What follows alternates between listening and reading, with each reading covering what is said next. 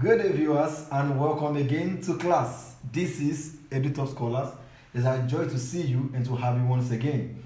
So, this is our class GNS 111 for those in Polytechnic Citizenship Education, and we'll be taking you through the course outline, the questions, and the fundamentals so that by the time we are done, you can easily face the questions and the course and be rest assured that you'll be very much grounded in the course. Again, when I know that many students will say, I've seen this in classes when I was taking the classes.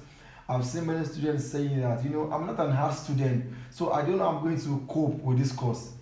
If you are not an hard student, you are a political student, because all of us are political beings. And that's why I want to please appeal to you as much as possible to listen. What we are going to do, and what we do, of course, in Editor, is to simplify all these things in a way you are going to easily understand. Our class today is on one of the most powerful and important topic in citizenship education, which is constitution. Constitution. All right, it has, according to the outline, it has many brands. Also, we will talk about the basic now. Maybe in the next episode, we'll be able to look at the constitutional development and how it appeals to our dear nation, Nigeria. Straight to business, but remember, subscribe, click, and share. If you have any question as we journey, remember to drop it in the comment section. So, let's go straight. Constitution. Alright, now like I said, break it very simple for you in a way you're going to understand. Not much notes, but clear explanation. Anywhere you see the word constitution, what does it mean? So constitution can simply be defined as the fundamental law of the land. Full stop. So when they ask you what is constitution, and you just say, well, it is the fundamental law. Fundamental law of the land. So if you say this is constitution, you are very correct anywhere, because the word constitution simply means law. All right, so but it's more appealing now because it's talking about a group of people and it is what really bind their activities together. Simply put, constitution can be defined as the fundamental laws of the land. However, I am sure maybe you want to get scholarship definition, that is, who defined constitution. So Casey Ware in 1966 defined constitution, and divine constitution are the collection of norms and standard. Collection of norms, what is normal, and standard measure, okay, according to which a state is governed. He defined constitution as a collection of norms. The word norms is from normal. Norms from normals. All right, according to which a state is governed. Very simple. Collection of norms, standard, according to which a state is governed. That is, how should a state be governed? The how of how a state can be governed can be contained in what we call constitution. The how for a state on how it can be governed is contained in constitution. One again, Austin Rani in 1975 also defined constitution, and I'm sure this one will likely help you. In fact, if you know this definition, you'll be able to give the different features of constitution. Alright, so according to Osterani in 1975, he defined constitution as a whole body of documents. Alright, it's a whole body of documents. Number one, legal, extra-legal, written or unwritten, according to which a state operates. So once again, Osterani said constitution is a whole body of document. Just for example, this whole book, this is like a document. So this whole book is what it's talking about. Now in that book is a collection of legal, extra-legal, maybe written or unwritten, according to which a state is governed or operates. So once again, a collection of a whole body of documents, whether written or unwritten, legal or extra-legal, according to which a state operates. Hold on a minute. This is not just a collection of English and grammar. In our families, Our father could say, everybody in this house, you must be back home before 7 p.m. Many African families, 8 p.m. Now, you could write it down, and you might not even write it down, but that instruction there is like a constitution that operates in that family. So, if you take the family to the level of a state, it's no longer just law or rules, it's now called constitution. That is instructions, guidance, law, the direction that operates in administering a state. Simply put, laws that guide a state. That's constitution. And if you write it like this anywhere in the world, it will fly, it will be taken, because that's what it means. So that's all about the meaning of constitution. Remember, you might need to quote Casey Ware and Osterani on their definition of constitution. Alright, so that's that about that, the definition of constitution. I've given us about 5. Even if you say constitution can be defined as collection of rules that governs a state, you are right. That is constitution. So now let's move to the types of constitution. Generally, constitution has many types, and many of these are very popular. So I have itemized some of them here for you. Alright, because number 1 is based on their mode of documentation. The first one is called mode of documentation. The second category is called mode of amendment. That's mode of changing. Just very simple. If you want to see the type of constitution, number 1 type is on the category of how they are written, their documentation. The second category is on how they can be amended. So if the father now says 7 p.m. is too early, you can resume, you can come home by 9 p.m. That means that law has been amended. And the third one is the central of administration. The administration. So, or the level of administration. Maybe the father said, this law I'm making is final from me to the last born. Or the father says, this law I'm making, your mother can also alter it. Your brother can also alter it, as the case may be. So that is the third one about levels of operation. So the first one, the types is on documentation. Remember, documentation. The second one is on amendment, that is changing. And the third one is operation, operational levels. So now those are the 3 different broad categories of types of constitution. However, you can pick them one after the other, so that when you are asked anytime, you will be able to discuss what it all entails. Okay, so the first one is written constitution. And what does this mean? Written constitution can simply be defined as the type of constitution that is written down and contained in one single document. For example, you can say this is Nigerian constitution and it is written. So what does this mean? It means that all the Nigerian constitution is contained in one book, one single document. Are we saying that the unwritten one are only implied, not expressed? No, they could also be written, but they will not be seen in one document like this. For example, you can easily see the Nigerian constitution of 1999 as amended. You can easily see it anywhere. And what does that mean? It means that is a written constitution. You can pick the laws that governs the whole state or the whole nation in one single book. Once again, written constitution is a constitution that is written down and contained in one single document. And this is about the most popular, almost everywhere in the world, many nations of the world, Nigeria, Ghana, India, for example, even United States of America. Their constitution is contained in one single book that you can easily access and read. There are many advantages. I want to go into this one. Number 1, easy of access. You can easily see it. Number 2, easy of reference.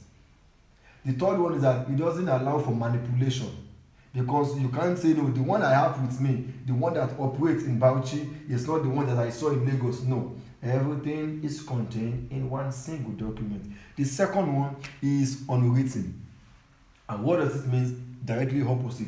This constitution is not written down in one single document, but scattered. So, which means for such a constitution, you could just see a constitution that is talking about property law. or law of consent, or law of marriage, or law of companies and all. So this one, it will not be one single document. You can now see the one that talks about marriage, the one that talks about inheritance, scattered here and there. So such a constitution is not, you can't hold it in your hand because they are not contained in one single book, but they are scattered in different places or in different documents or different papers. So of course UK has more of this, and that's why the law that talks about royalty could be seen in Buckingham Palace, and the one that talks about criminal could be seen maybe Bolton or something like that. It's not just in one place. Right? Manchester, you could see the one, different places, different laws, because they are not contained, they are contained in different schools and different documents. So the third one is rigid constitution. And what is rigid constitution? This constitution is a type of constitution that cannot be easily amended. It cannot be easily amended. And what do we mean by this?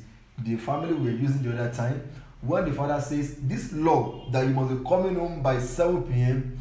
cannot be amended. If to be amended, all of us in this family must agree that it should be amended.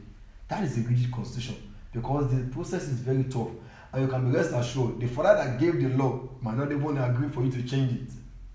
So rigid constitution says that this is a type of constitution that is difficult to amend. The word amend means to change. Alright, for example, we have used the family. It could be in Nigeria where tax could be at a percentage, and for us to change it, we need to receive the acceptability of many people. For example, in Nigeria, for something to change in a rigid constitution, it must receive two-thirds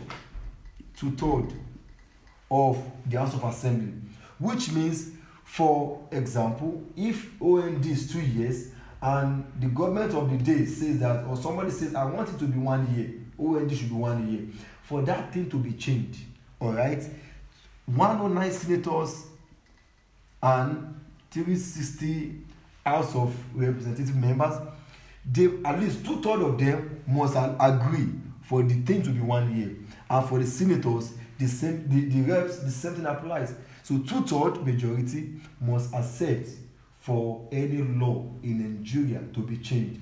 If they don't, in most times it might not be changed. Otherwise, the president wants to veto it. But that's not for now. So this is what we call rigid constitution. However, flexible constitution, nothing like that. Most times, 1/3 can take it. So 1/3 can say no, let it be, and it will be. Because this is a type of constitution where the laws can be easily amended. So these things are very simple.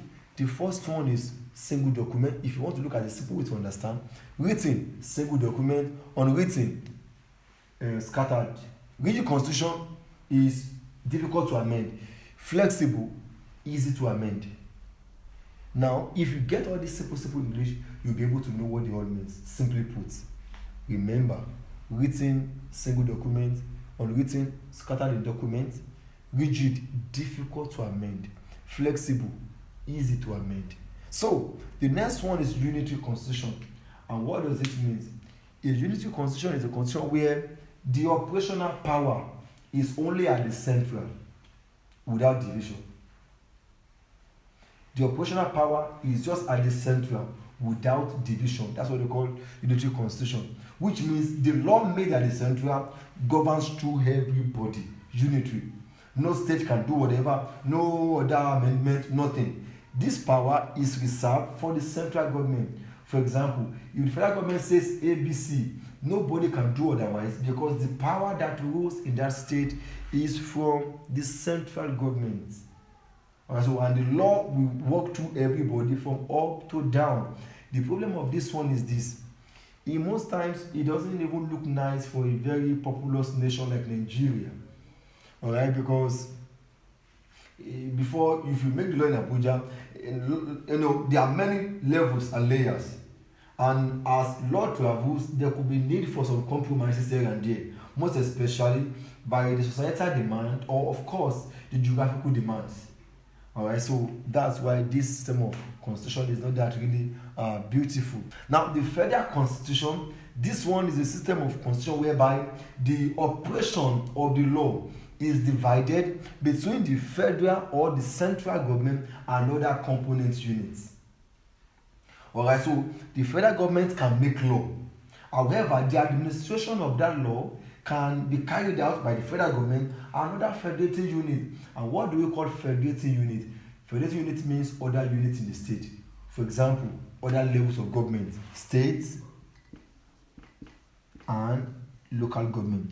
However, in some states, in some nations, it might be from federal government to regional government, as we had this in 1966, 60 to 66 in Nigeria. Alright, so we're saying federal constitution is such that the laws of the state is being shared between the central government and other federating units or other levels of government. So that's all about the types of constitution that we'll talk about. There is one other confederal system, but it's not that necessary, because that one is talking about when different independent nations come together to form a body.